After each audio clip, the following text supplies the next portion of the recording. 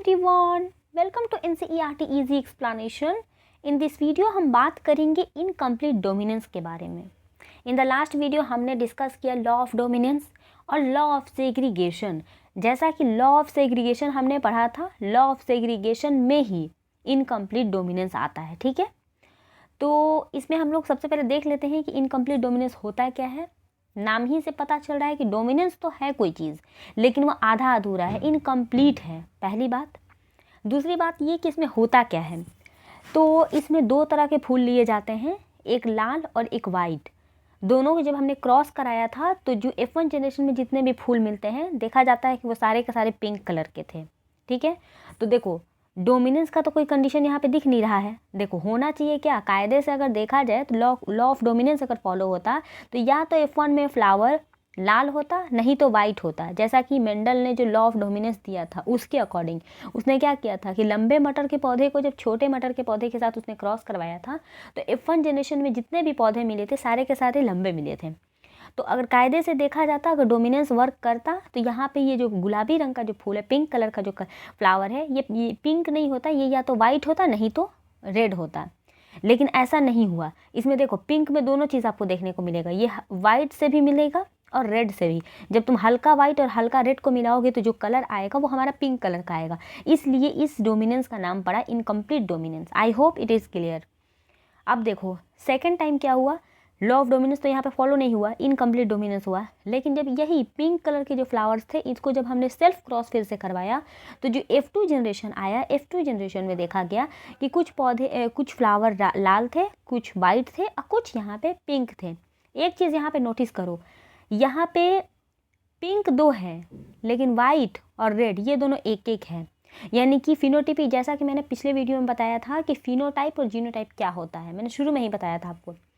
Phenotype वो होता है जो आप देख सकते हैं और जीनोटाइप वो होता है जो आपको दिखेगा नहीं लेकिन वो होगा. दूसरी बात ये मैंने बताया था कि जीनोटाइप जैसा होगा फिनोटाइप उसी के ऊपर डिपेंड करेगा, जीनोटाइप के ऊपर ही डिपेंड करता है फिनोटाइप. दोनों बात क्लियर है. यहाँ पे देखो एक और क्वेश्चन पूछा जाता है इनकम्प्लीट डोमिनेंस से कि कौन सा ऐसा डोमिनेंस है, कौन सा ऐसा क्रॉस है जिसमें फिनोटिपिक रेशियो और जीनोटिपिक रेशियो इक्वल होता है. तो देखो यहाँ पे 1:2:1 फिनोटिपिक रेशियो भी है और 1:2:1 जीनोटिपिक रेशियो भी है. तो इनकम्प्लीट डोमिनेंस में ये चीज़ें देखने को मिलती हैं. एक बार लाइन बाय लाइन देख लेते हैं कि इनकम्प्लीट डोमिनेंस के हवाले से है कि when experiment on pea were repeated using other trait in other plant it was found that sometimes the F1 had a phenotype and did not resemble either of the two parents and was in between the two. जब same experiment जो मटर के पौधे पे हुआ था उसको repeat किया गया दूसरे ट्रेड दूसरे प्लांट के ऊपर. देखो उस टाइम क्या था, ट्रेड लंबाई था, लेकिन यहाँ पे ट्रेड क्या है, यहाँ पे फ्लावर का कलर है. ठीक है, तो ट्रेड बदल गया. वहाँ पे क्या था, मटर का पौधा लिया गया था, लेकिन यहाँ पे दूसरा फ्लावर लिया गया, मतलब दूसरे पौधे का फ्लावर लिया गया. तो जब सेम एक्सपेरिमेंट को रिपीट किया गया तो देखा गया कि F1 जनरेशन में जो फिनोटाइप था वो दोनों में से किसी पेरेंट की तरह नहीं देखने को मिला F1 जनरेशन में. ठीक है, the inheritance of flower colour in the dog flower snapdragon, जिसको हम लोग एंटीर हिनम बोलते हैं, is a good example to understand incomplete dominance. एक और क्वेश्चन पूछा जाता है इनकम्प्लीट डोमिनेंस से कि ये किसके ऊपर किया गया था, तो डॉग फ्लावर के ऊपर इनकम्प्लीट डोमिनेंस देखने को मिलता है, जिसको हम लोग स्नैपड्रैगन भी बोलते हैं या फिर एंटीर हिनम भी बोलते हैं. ठीक है, ये दोनों एक ही चीज़ का नाम है. डॉग फ्लावर क्वेश्चन में आए, चाहे स्नैपड्रैगन आए या फिर एंटीर हिनम आए, ये तीनों की तीनों एक ही चीज़ का नाम है. ठीक है, इनकम्प्लीट डोमिनेंस का एग्जाम्पल है in a cross between true breeding red flower. देखो एक लाल फ्लावर है जो कि डोमिनेंस है, and true breeding white flower. ठीक है, वाइट को हमने स्मॉल आर से और रेड को कैपिटल आर से डिनोट किया. तो F1 में आर कैपिटल आर और स्मॉल आर जो कि पिंक कलर का था वो हमको देखने को मिला. ठीक है, when the F1 was self-pollinated the F2 resulted in the flowering ratio 1:2:1. ठीक है, जैसा कि मैंने आपको बताया है वही मिला. Here the genotype ratio were exactly as we would expect in any Mendelian monohybrid cross, but the phenotype ratio had changed from 3:1 dominant into recessive, dominant और रिसेसिव का जो रेशियो था वो चेंज हो जाता। देखो यहाँ पे ये बोल रहा है कि फिनोटाइप का जो रेशियो था वो तो हमको एग्जैक्टली वही मिला जैसा कि किसी भी मेंडेलियन मोनोहाइब्रिड क्रॉस में मिलना चाहिए, यानी कि 1:3, 2:1, लेकिन जो फिनोटाइप रेशियो था वो चेंज हो गया। मिलना चाहिए कायदे से 3:1, या तो पूरे के पूरे लाल होने चाहिए थे, नहीं तो पूरे के पूरे वाइट होने चाहिए थे, या फिर वाइट और रेड, मतलब कि कोई फ्लावर है या तो उसका कलर रेड होना चाहिए था, नहीं तो वाइट होना चाहिए था, तो 3:1 रेशियो आना चाहिए था। लेकिन यहाँ पे वो चीज़ देखने को नहीं मिला। यहाँ पे देखो चेंज हो गया फिनोटाइपिक रेशियो, ठीक है, वही चीज़ यहाँ पे है। What happened was the R was not completely dominance over R, and this made it possible to distinguish RR यानी कि पिंक को रेड और वाइट से। यानी कि यहाँ पे तो चूँकि टोटल डोमिनेंस देखने को नहीं मिला, इसलिए जो हमें फ्लावर मिले वो पिंक कलर के मिले, इसलिए यहाँ पे कंप्लीट डोमिनेंस देखने को नहीं मिला, इसलिए ये इनकम्प्लीट डोमिनेंस हुआ। अब इसको एक्सप्लेन कर रहा है, देखो एनसीईआरटी इसे एक्सप्लेन कर रहा है कि explanation of concept of dominance. Concept of dominance क्या है, उसका एक्सप्लेनेशन है। What exactly is dominance, dominance होता क्या है। तो डोमिनेंस का मतलब होता है कि सिंपल एकदम समझो, डोमिनेंस का मतलब होता है कि अगर तुमने वाइट फ्लावर को रेड के साथ क्रॉस करवाया तो जो तुम्हें फ्लावर मिलता है F1 जनरेशन में, या तो वो वाइट होते नहीं तो रेड होते। अगर वाइट और रेड होते इसका मतलब कि डोमिनेंस का ये था, ठीक है। लेकिन अगर वाइट और रेड में नहीं मिल रहा है, कोई और कलर मिल रहा है, इसका मतलब कि वो डोमिनेंस नहीं है।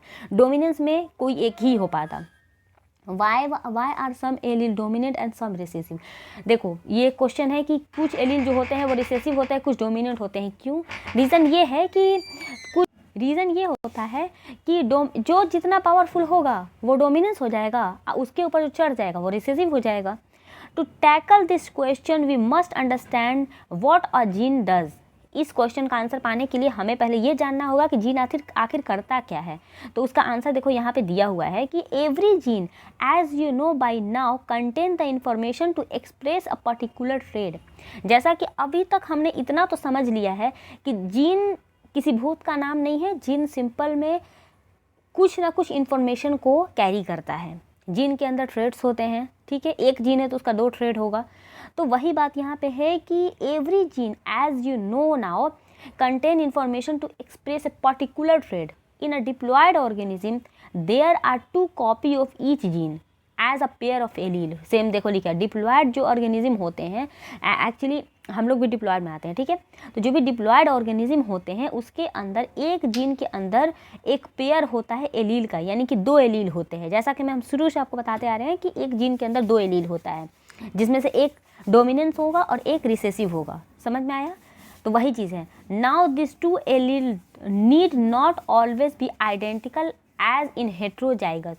One of them may be different due to some changes that it has undergo, about which you will read further. वही सेम चीज़ जो तुमने पहले ही पढ़ रखा है, वही चीज़ यहाँ पे लिखा हुआ है।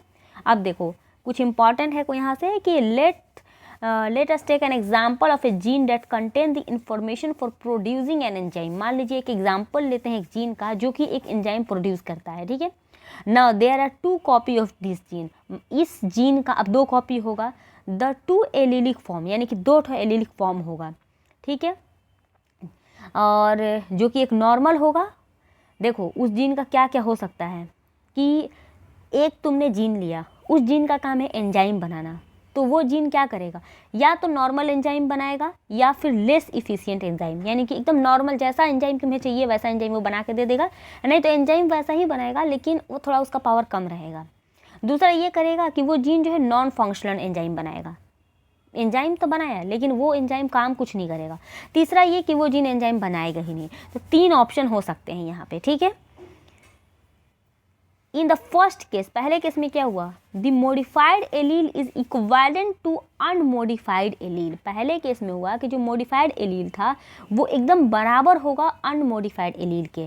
मतलब ये कि it will produce the same phenotype, यानी कि trait that is result in the transformation of substance H which equivalent allele, such equivalent allele pair as common मतलब बहुत ज़्यादा कॉमन होता है। कहने का मतलब ये हुआ कि एक जीन था, उस जीन का काम था एंजाइम बनाना। उस जीन ने क्या किया कि या तो नॉर्मल उसने एंजाइम बनाया, नहीं तो एंजाइम बनाया लेकिन जैसा तुम्हें चाहिए वैसा नहीं बनाया, ठीक है। तो वही होगा क्या कि जैसा तुम्हें चाहिए अगर वैसा मिल गया तो ठीक है, नहीं है तो लेस इफिशिएंट बनेगा, यानी कि बनेगा सेम चीज़ लेकिन काम करेगा लेकिन धीरे धीरे करेगा, ठीक है।